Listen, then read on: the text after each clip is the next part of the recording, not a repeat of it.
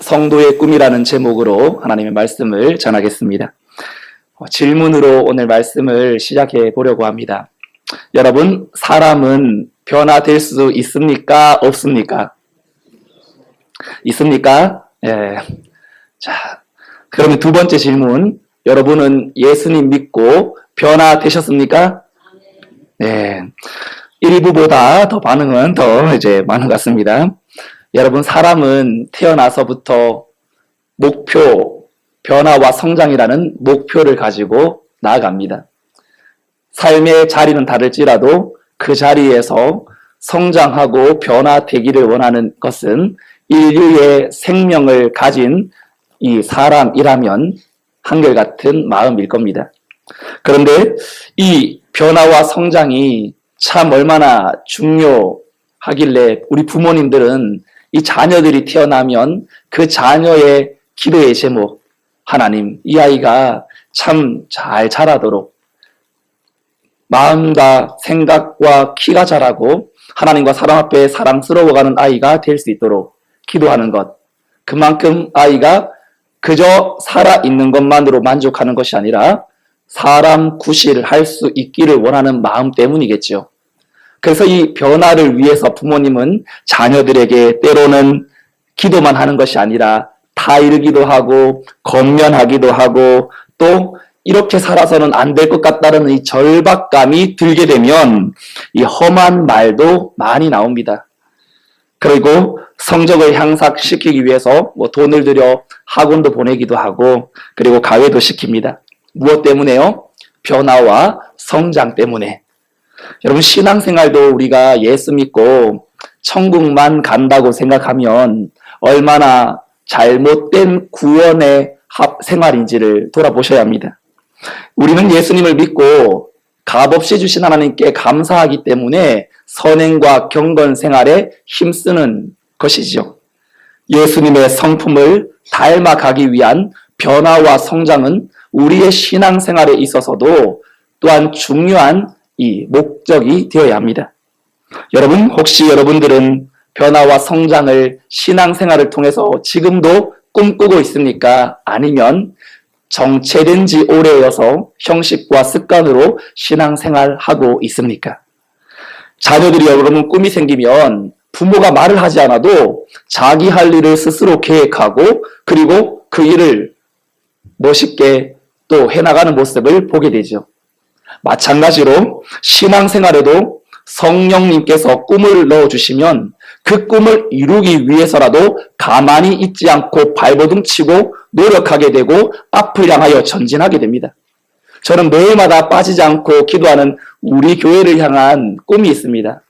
지난번 위임사 때에서 같이 나누었지만 우리 교회가 하나님 말씀에 활력이 넘치는 교회가 되게 해달라고 기도하고 기도는 수평적 사랑이 확산되기를 기도하고 있고 다음 세대에게 믿음이 전수되어서 한평생 주님을 어떻게든지 떠나지 않도록 도와달라고 기도하고 있고요. 지역사회에 좀 선한 영향력을 끼쳐서 좀 좋은 이웃이 되는 교회가 되게 해달라고 그리고 우리 성도님들이 지금도 열심히 선교에 보내는 선교사의 사역을 감당하고 있는데 끝까지 하나님 나라 임할 때까지 그런 선교하는 교회로 쓰임받게 해달라는 그런 5가지의 꿈을 늘 기도합니다. 여러분, 교회를 향한 꿈이 있기 때문에 사역이 비록 힘들고 조금은 어렵다 할지라도 그 꿈을 향해 변화와 성장을 이루어 가려고 마음을 다잡는 것이죠. 사랑하는 성도 여러분, 신앙생활의 변화는 그저 이 마음으로만 되는 것이 아닙니다. 꿈이 생겨야 합니다. 한 번 뿌린 인생 시시하게 살 수 없다라는 꿈, 예수님께 붙들려 어떻게 해서든지 그의 생명의 피로 거듭나게 하신 그 은혜에 감사함으로 나도 주님께 쓰임받기를 원하는 그 꿈이 우리에게 회복되기를 소망합니다. 지난번 제가 한번 말씀드렸죠. 우리 아버님께서 설교문 한 편을 쓰신 것, 남겨놓은 것, 나중에 찾게 되었는데 3장의 분량으로 이제 아버지께서 이제 남기신 설교문 중에 하나가 사람은 왜 밥을 먹고 사는가라는 그 글로 된 설교문.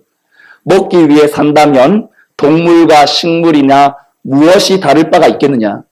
사람이 밥을 먹는 이유는 누군가에게 밥이 되기 위해 밥을 먹는 것이라는 그 30살의 초반의 아버지의 그 목회에 마음을 담은 그 한 줄의 그 말이, 아버지가 소천하시고 제가 목회자가 되고 그 아버지의 말을 곰곰이 묵상하면서 종교개혁에 힘썼던 조지 히필드가 나는 녹슬어 없어지기보다 달아 없어지기를 원하노라는 그 한 문장으로 대체해서 때로는 제 마음이 조금은 안정감, 편함, 익숙함, 그저 마음 가운데에 저를 견인해낼 그러한 것들이 생기지 않을 때 이 말을 다시 한번 되레입니다.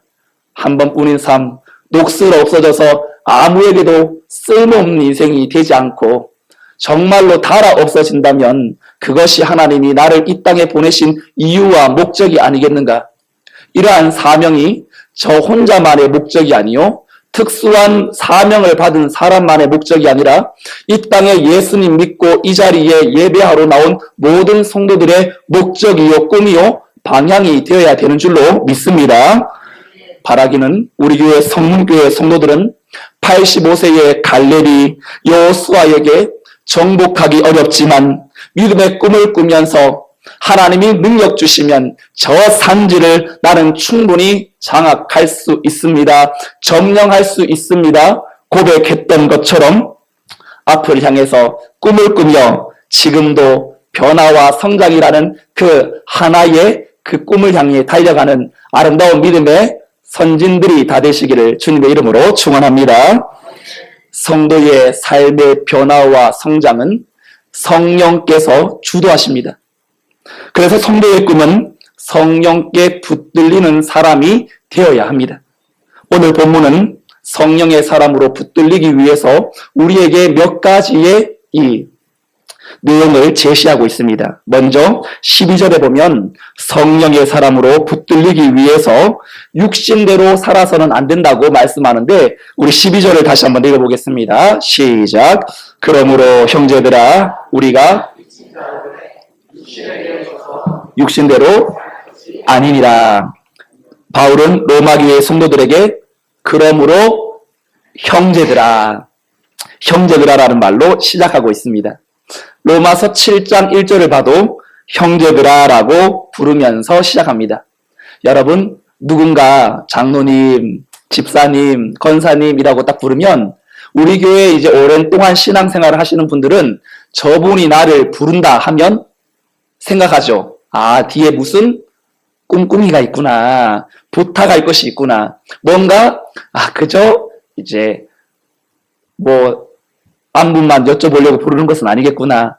이 사람들의 그 오랫동안 겪어보면 그 뉘앙스 하나를 들어도 그 다음에 내용을 직감하게 되는 것처럼 바울이 형제들아라고 부르면 이미 듣는 사람들의 마음속에 저 그저 편하게 이름 불러주려고 하는 것이 아니라 하나님의 말씀을 선포하려고 무엇인가 부탁하려고 애절한 마음을 가지고 호소하려는 그 첫 뉘앙스가 형제들아.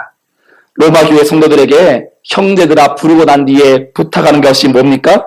너희들 절대로 육신대로 살아서는 안 된다라는 겁니다. 성도가 육신의 소욕을 따라 살지 말아야 할 이유가 무엇이라고 되어 있습니까? 우리가 빚진 자로 돼 빚진 자이기 때문입니다. 여러분 돈을 빚져 보았습니까? 1,000만 원 이상 빚진 사람들의 마음은 어떨까요? 매일마다 이 돈을 어떻게 갚아야 될까 노심초사하지 않겠습니까? 그리고 빚지는 사람은 책임의식이 따릅니다.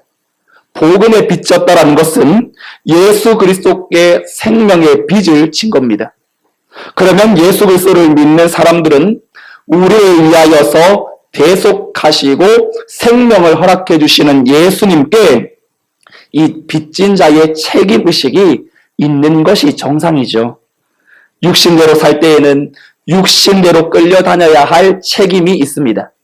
그러나 이제는 성령의 사람이 되었으니 성령에 의하여 이끌려 다녀야 할 책임이 생겼습니다. 우리 중에 어느 누구도 더 이상 육신에 끌려 다니는 빚쟁이처럼 행동해서는 안 된다는 것입니다. 사도 바울은 아주 강한 어조로 육신대로 살 것이 아니니라 선포합니다. 말을 할 때에도 여러분 육신에 빚진 사람처럼 말해서는 안 된다는 것이 내포되어 있습니다. 여러분 이 죄 많은 세상에서 어떻게 목사님 죄를 안 짓고 살 수 있습니까? 여러분 이 질문을 하는 것 자체가 육신에 빚을 진 사람의 말입니다. 우리는 우리의 마음대로 우리의 몸이 따라주지 않을 때 외우라고 하지 않아도 잘 외우는 말씀이 있죠. 마음에는 원이로되 무엇이 약하다고요? 육신이 약하다고. 이 말을 얼마나 성도의 입장에서는 합리화시키기 좋은 문구입니까? 육신대로 빚져서 끌려다니는 사람들의 말이 마음에는 원인데 육신이 약해서 그래. 이런 말들입니다. 우리가 성령을 모시고 산다고 하면서 여전히 육신대로 살면 그 결과는 비참해진다고 성경은 13절 상반절에 말하죠. 너희가 육신대로 살면 반드시 죽을 것이로되. 여기에 죽는다라는 말은 세 가지의 죽음을 말합니다. 하나는 한 번 꼭 죽게 될 육체적인 죽음이요. 두 번째는 하나님과의 관계가 끊어지는 영적인 죽음이요. 세 번째는 이제 마지막 영원한 지옥 형벌에 빠지게 될 그런 종말론적 멸망의 죽음을 말합니다. 사도 바울은 육신대로 살지 말고 몸의 행실을 죽이면 살게 될 것이라고 말합니다. 여러분 영으로서라는 말은 이 성령님을 쫓아라는 말입니다. 그러면 성령님을 쫓아 산다라는 것이 여러분 구체적으로 어떤 의미일까요? 성령님을 쫓아 산다는 건 육체의 행실을 죽이는 것을 말합니다. 끊임없이 자기를 죽이고 자기에게 올라오는 육체의 정욕을 끊어버리는 것. 왜냐하면 빛과 어둠이 함께하지 못하고 생명과 죽음이 공존할 수가 없고 그리고 성령의 삶과 육신의 삶이 결코 한자리에 머물 수 없기 때문에 그렇습니다. 그것은 성령의 삶을 버리는 것이요. 성령을 쫓는다는 것은 육신의 행실을 버리는 것과 같습니다. 사도 바울이 영으로서 몸의 행실을 죽이면이라고 할 때 이 죽이다라는 말은 현재 동사 한 번 죽이고 끝나는 것이 아니라 매일마다 십자가에 내 자신을 못 박는 것처럼 나에서 죽여야 한다는 뜻이 바로 여기 행실을 죽이면. 그래서 사도 바울은 날마다 죽노라라고 자신의 인생에 올라오는 마음으로 내 육신은 죄성에 따라 살아가는 자신의 욕망을 십자가에 날마다 죽인다고 표현하지 않습니까?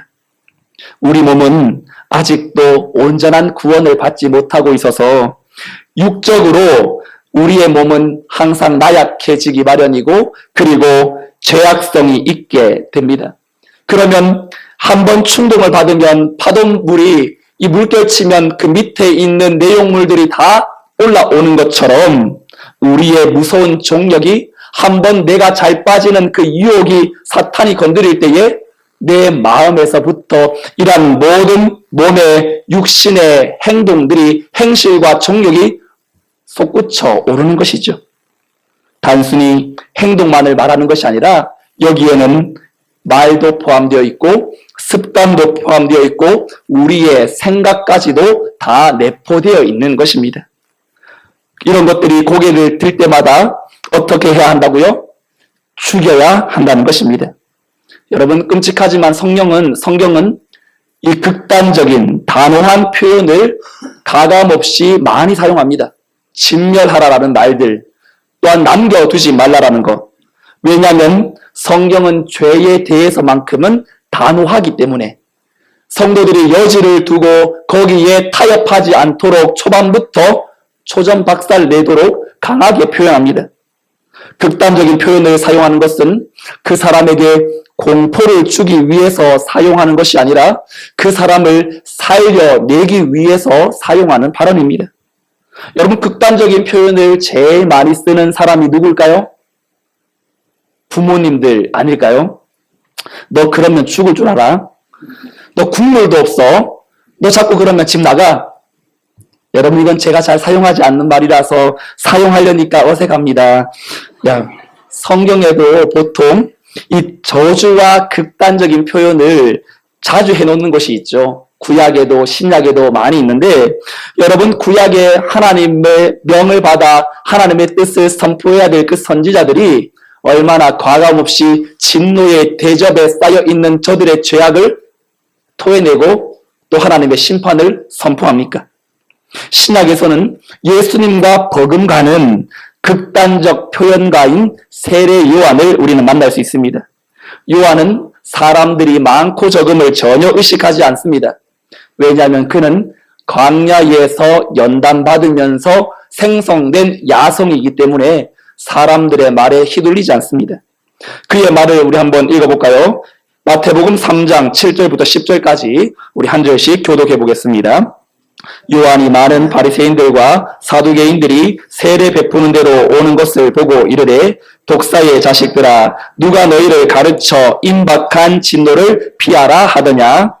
그러므로 그에게 합당한 열매를 맺고 속으로 아브라함이 우리 조상이라고 생각하지 말라. 내가 너희에게 이르노니 하나님이 능히 이 돌들로도 아브라함의 자손이 되게 하시리라. 이미 도끼가 나무에 놓였으니 좋은 열매를 맺지 아니하는 나무마다 찍혀 불에 던져지리라. 하나님을 제일 잘 믿는다고 자부했던 종교 지도자들에게 세례 요한은 너희들이 아브라함의 자손이라고 해서 능히 구원받을 수 있는 인생이라고 생각하느냐? 하나님은 이 돌들로도 아브라함의 후손을 만들 수 있을 정도로 좋은 열매를 맺지 않는 나무마다 찍혀 불에 태워지리라. 회개에 합당한 열매를 맺으라고 선포합니다.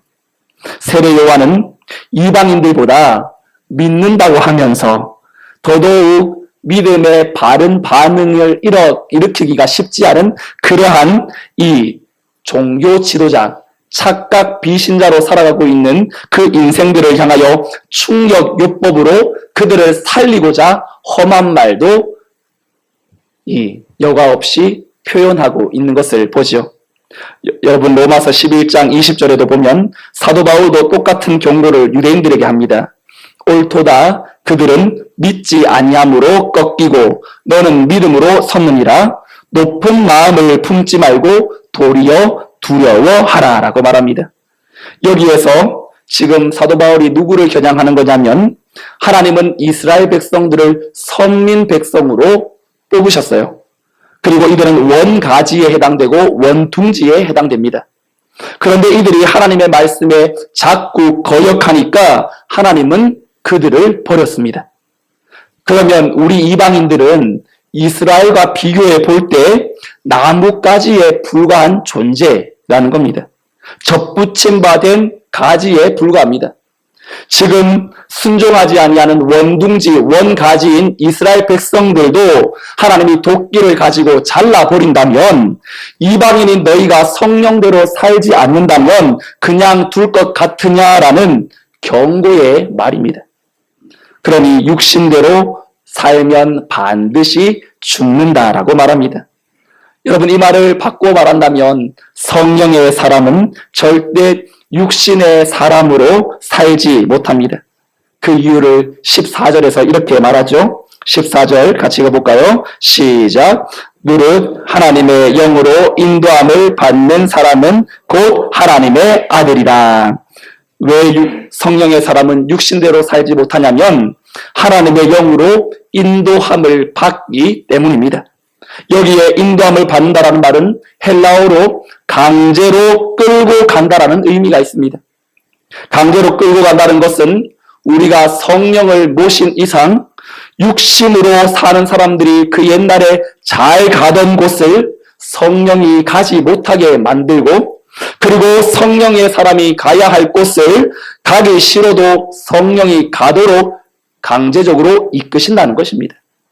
성령의 끈이 여러분 얼마나 강하고 끈질긴지 경험해 보신 분들 아시지요? 육신에 대해서는 단호하게 아니오라고 말하게 하시고 성령에 대해서는 예라고 말씀하십니다.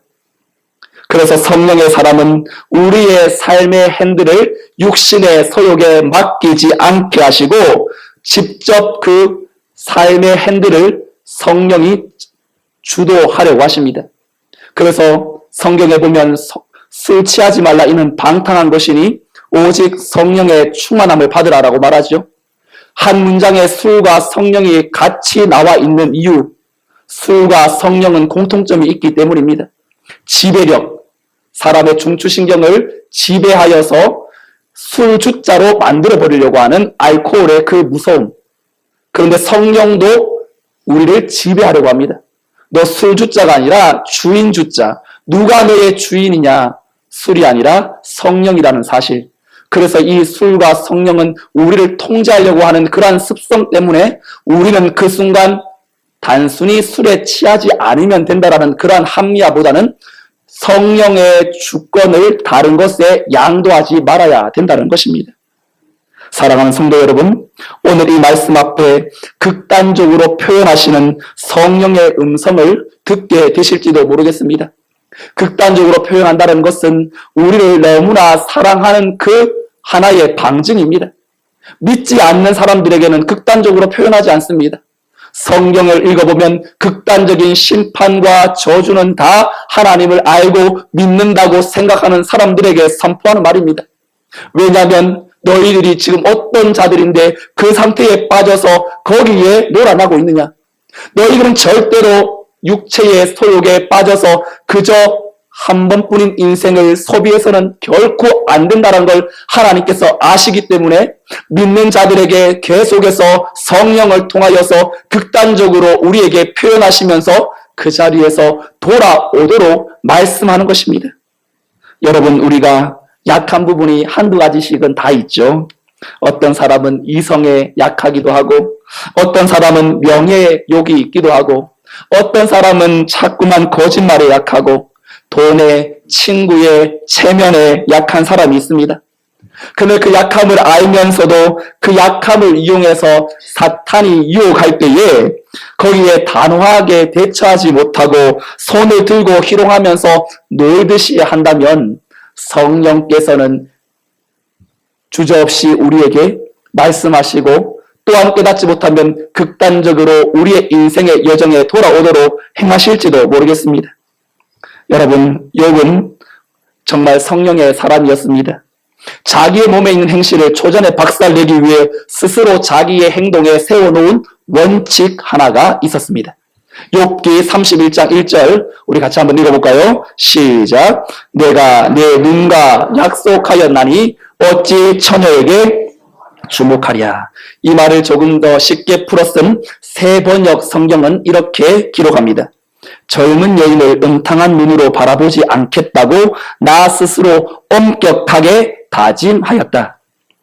욥의 다짐과 같은 원칙이 여러분 잠언 4장 24절에서 27절까지 선포되어 있는데 여러분 성령의 사람으로서 매일 한 번씩 오늘 하루를 시작할 때 성령의 사람은 이렇게 살아야 되는구나라는 걸 각인하기 위해서라도 이 말씀을 한 번씩 꼭 선포하시고 하루를 시작하시면 좋겠는데요. 잠언 4장 24절에서 27절 함께 합독하겠습니다. 시작. 구부러진 말을 내 입에서 버리며 비뚤어진 말을 내 입술에서 멀리하라. 내 눈은 바로 보며 내 눈꺼풀은 내 앞을 곱게 살펴 내 발이 행할 길을 평탄하게 하며 내 모든 길을 든든히 하라. 좌로나 우로나 치우치지 말고 내 발을 악에서 떠나게 하라. 아멘. 성령의 사람은 성령의 행함을 기억하고 우리의 마음속에 그동안 잊고 살았던 하나님의 자녀라는 긍지와 자부심이 회복되어서 성령께 내 삶을 의탁하고 오늘 이 하루도 그저 하루 주어졌으니 사는 것이 아니라 나에게 감당할 사명이 있으니 연장시키신 하루라는 사실을 기억하고 성령의 이끄심 앞에 반응할 수 있는 믿음의 권속들이 되시기를 주님의 이름으로 축원합니다. 성령을 따라 살아가면 여러분 어떤 행복이 찾아올까요? 오늘 본문에는 성령의 사람에게 주어지는 그 은혜가 15절에서 이렇게 선포합니다. 우리 15절을 다시 한번 읽어볼까요? 시작. 너희는 다시 무서워하는 종의 영을 받지 아니하고 양자의 영을 받았으므로 우리가 아빠 아버지라고 부르짖느니라. 아멘. 여러분, 종이 주인을 무서워하지만 하나님을 무서워하지 않게 한다고 말씀합니다.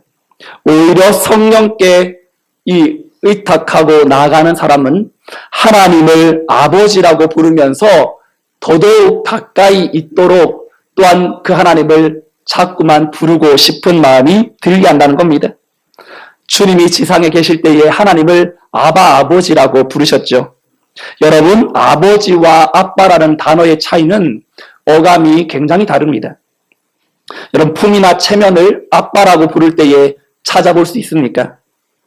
아빠가 너무 좋아서 여기에 이 즐거워 부르짖느니라라는 말은 즐거워하게 만든다, 뜨겁고 계속 부르고 싶은 느낌이 들게 하는 단어입니다. 그리고 끈질기게 재촉하는 말입니다. 그래서 아빠라는 그 말 한마디는 내가 필요할 때만 찾는 것이 아니라 항상 나와 함께 해달라라는 그러한 간절함이죠. 종교개혁가 마틴 루터는 이 본문을 놓고 조금은 이해하기가 어려웠다고 말합니다. 아빠라는 말은 요즘 현대사회에서는 당연한 말인데 중세시대에는 그런 분위기가 되지 못했던 것 같습니다. 루터는 자랄 때 아버지에게 혼도 많이 나고 배도 많이 맞았습니다. 그러니까 자연스럽게 아버지에게 좋은 감정을 가질 수가 없었겠죠. 이만큼 아버지라고 부를 수 있도록 한다는 건 감격스러운 것입니다. 거리낌이 없고 하나님의 손에 붙들려서 하나님이 내 인생을 책임져 주시니까 내 자원은 이만큼밖에 없고 내 삶의 지금 수준은 이 정도밖에 되지 않지만 여전히 이러한 연약함을 통해서도 우리 아버지의 책임져 주심의 은혜 앞에 내일도 살게 하고 또한 필요한 은혜로 날마다 하나님 앞에 서도록 만드신다는 것이 아버지를 부를 때의 그 의미 속에 담겨 있는 내용인 것입니다. 여러분, 우리 안에 거하시는 성령은 우리가 아무리 나이가 들어도 90이 되고 100세가 되어도 하나님을 향해서 아버지, 아빠라고 부르게 하는 것을 멈추지 않도록 하십니다. 누가 하나님 앞에 어른이 있겠습니까? 성령의 사람은 하나님 앞에 설 때마다 자신의 인생의 여정에 인도해 주셔서 정말 한때 정말 제약 가운데 빠져서 소망 없이 살던 나를 일으켜 세워서 하나님의 자녀를 만들어 주신 그 하나님 앞에 나아가는 것이 두려움이 없고 하나님이 나를 사용하신다라는 자신감이 날마다 넘쳐납니다. 고독할 때에 하나님을 아버지라고 부를 수 있는 여유가 생기는 것, 바로 성령의 사람. 그래서 예수 믿지 않는 사람에게 예수 믿으면 제일 좋은 거 한 가지, 자신의 인생을 당신이 책임질 필요가 없다고. 결국 내가 책임지려고 하니 이 땅에서 슬픔이요, 걱정이요, 두려움이요, 염려가 아버지를 만나보시라고. 여러분, 우리가 성령을 모시고 사는 이 행복, 바로 하나님 앞에 우리에게 성령으로 모신 사람들에게 주시는 하나님의 은혜라고 말합니다. 다시 한번 정리합니다. 성령의 사람으로 붙들리기 위해서 해야 할 일 첫 번째, 12절 중반절에 육신대로 살면은 절대로 안 된다는 것, 그리고 13절에 영으로서 육의 행실을 죽여야 한다는 것, 그리고 14절에 성령으로 인도함을 받는 삶을 살아야 한다는 것, 그리고 15절에는 이러한 모든 것들을 가능케 하시는 하나님을 아버지라고 부르는 삶을 살아야 한다는 것입니다. 여러분, 말씀을 시작하면서 드렸던 질문 기억나십니까? 사람은 변화될 수 있습니까? 여러분들은 예수 믿고 변화되셨습니까? 변화와 성장은 항상 동기가 마련되어야 가능한 것인데 그 동기는 꿈이라고 말했습니다.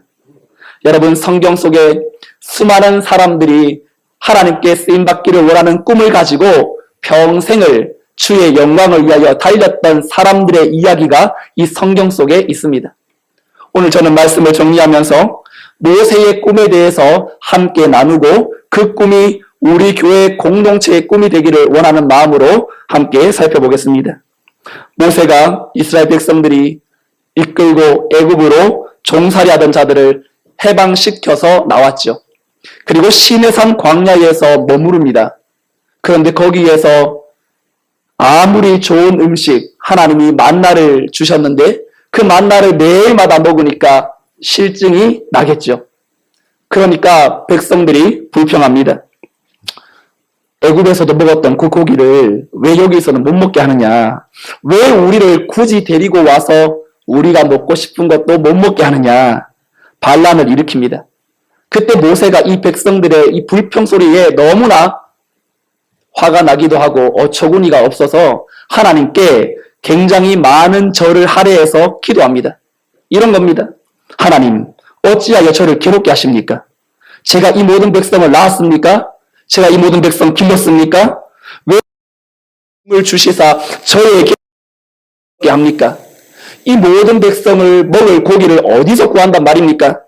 하나님, 나를 죽여주셔서 이런 를 보지 않게 해주십시오가 모세의 기도. 민수기 11장 11절에서 15절까지 장장 4구절을 할애해서 자신의 마음을 토로합니다. 그때 하나님의 모세의 불만, 원망에 섞인 기도를 듣고 어떤 응답을 주셨냐면 민수기 11장 16절, 17절 말씀 같이 한번 읽어볼까요? 시작. 여호와께서 모세에게 이르시되 노인 중에 내가 알기로 백성의 장로와 지도자가 될 만한 자 70명을 모아 내게 데리고 와 해막에 이르러 거기서 너와 함께 서게 하라.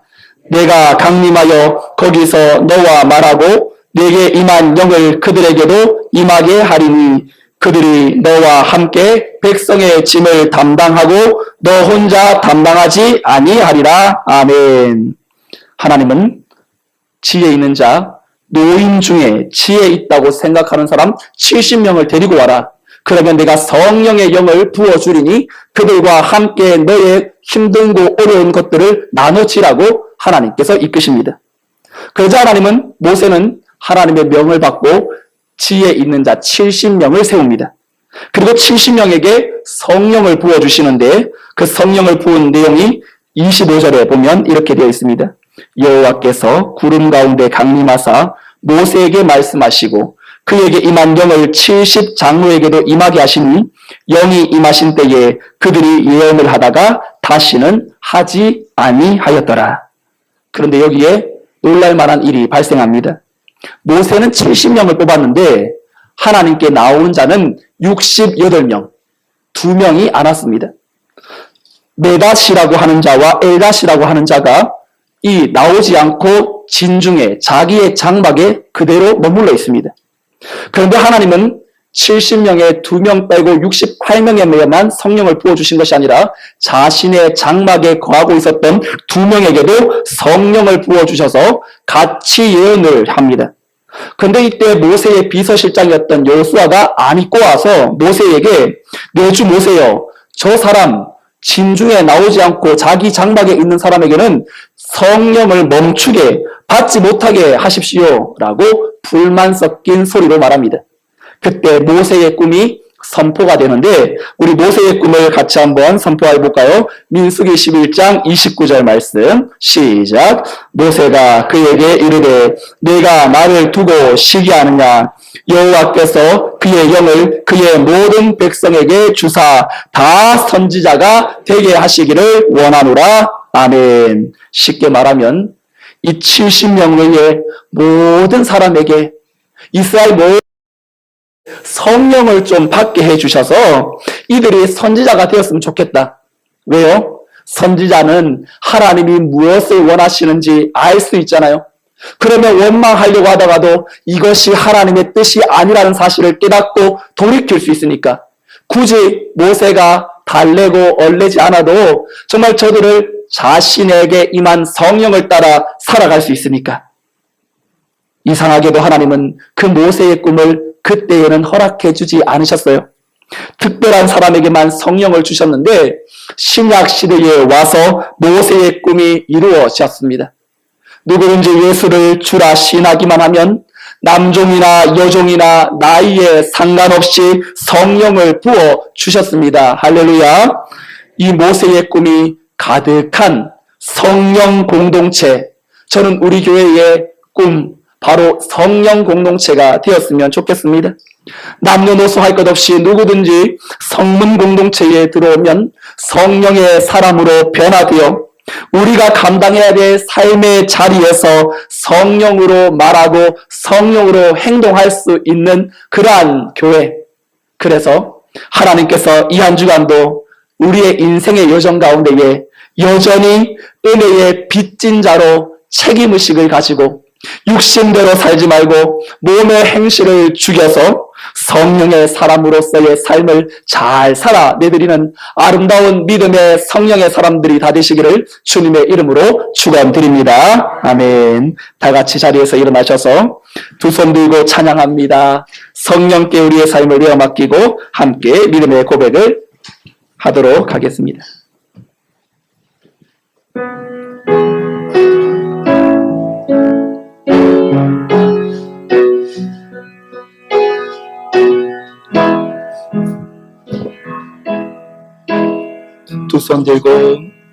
두 손 들고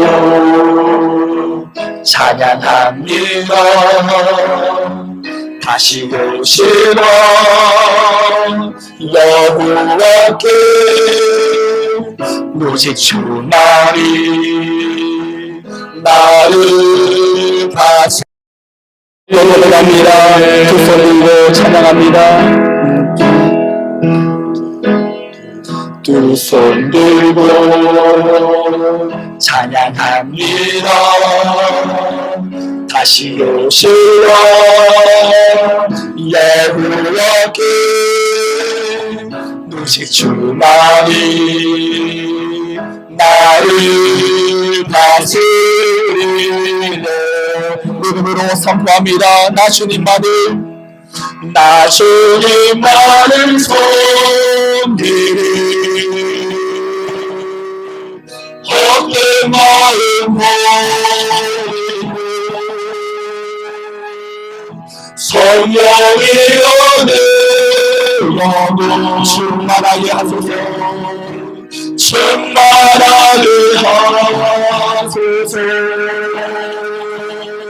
주님 앞에 드리 나 주님만을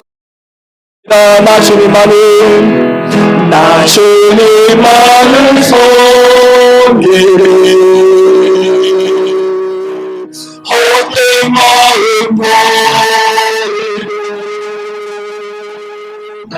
성령이 충만하게 하소서. 충만하게 하소서. 주님 앞에 내 생명 드리라.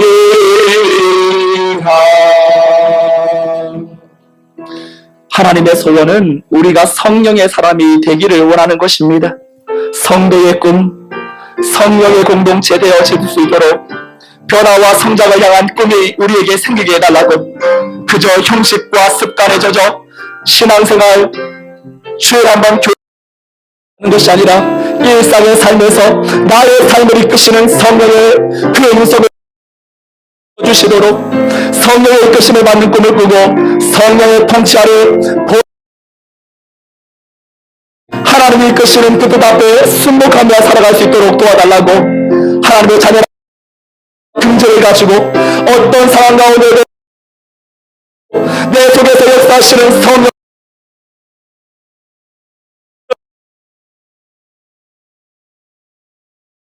하겠습니다.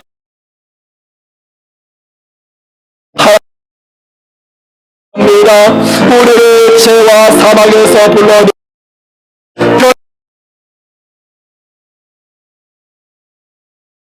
성령의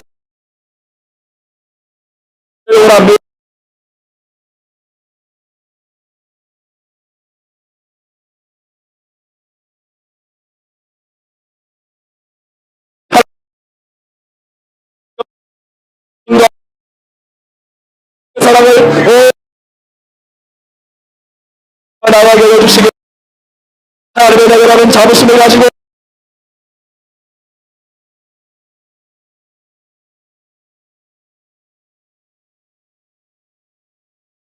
우리 성문교회가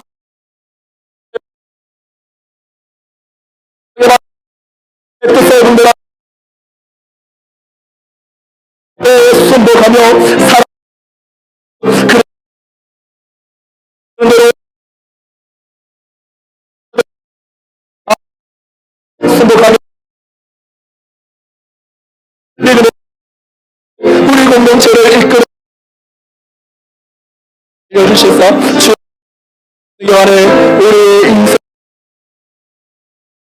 설 수 있도록 하여 주옵소서. 하나님 감사합니다.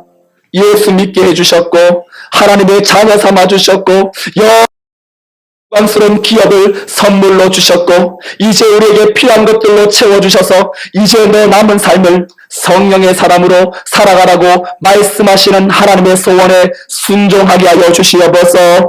하나님의 소원이 우리에게 또 담겨져 성령의 하나님 아직도 못하여 여전히 하나님 앞에 설 때마다 부끄러움과 죄스러움과 자유 있다면 정말로 하나님 우리의 인생 가운데에 성령을 다시 한번 주인으로 모셔 내 인생의 여정 가운데에 필요한 은혜로 채우시는 하나님들도 살아가는 성령의 사람이 되게 하여 주옵소서. 성령의 통치 몸의 행실을 앞에 순복하며 우리 인생의 제일 큰 복인 줄로 기억하고 하나님 앞에 우리에게 맡겨주신 이 한 주간의 삶도 하나님의 자녀라는 자부심과 긍정 하나님의 살면 안 되지라는 그 거 주셔서 믿음의 삶을 받는 믿음의 거 되게 하여 주시옵소서. 육체 아직도 하나님 우리 믿음 많이 있습니다. 하나님께서 붙들어 주셔서 진중에 있어 나오게도 성령을 부어